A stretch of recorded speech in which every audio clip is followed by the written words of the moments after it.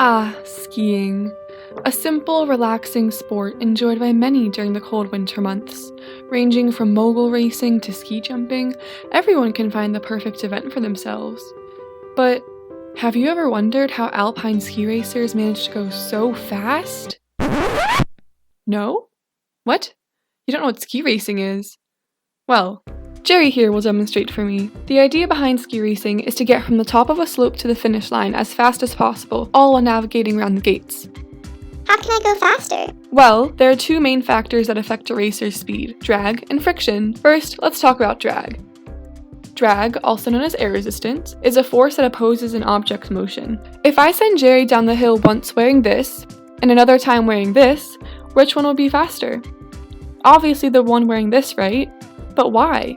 The main factor that affects drag is an object's projected frontal area. Drag force can be modeled using this equation, where C is the drag coefficient, ρ is the density of the air, A is the projected frontal area of the skier perpendicular to the flow direction, and V is the velocity of the skier relative to the air.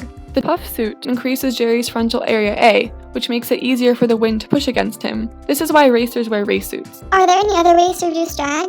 Well, another way that racers decrease their drag is by tucking. Tucking decreases the skier's frontal area even further, making Jerry more aerodynamic. Jerry, you're gonna need to get into this position. Nice! You look faster already. Okay, so I need to be as aerodynamic as possible. What else? Next, friction. Friction is modeled using this equation, where mu is the coefficient of dynamic friction and n is the normal force. Let's send Jerry down a hill again. Here, we have the gravity force mg, the normal force n, and the total resistive force made up of air drag and friction. If this is angle alpha, then the force pulling Jerry downhill would be mg sine alpha, and the normal force would be mg cosine alpha. If Jerry wants to accelerate downhill, then mg sine alpha must be greater than the total resistive force. If Jerry wants to slow down, then the total resistive force must be greater than mg sine alpha. But what about turning? Well, apart from the classic pizza and french fry tactic, there are really two ways to go through a turn: skidding and carving.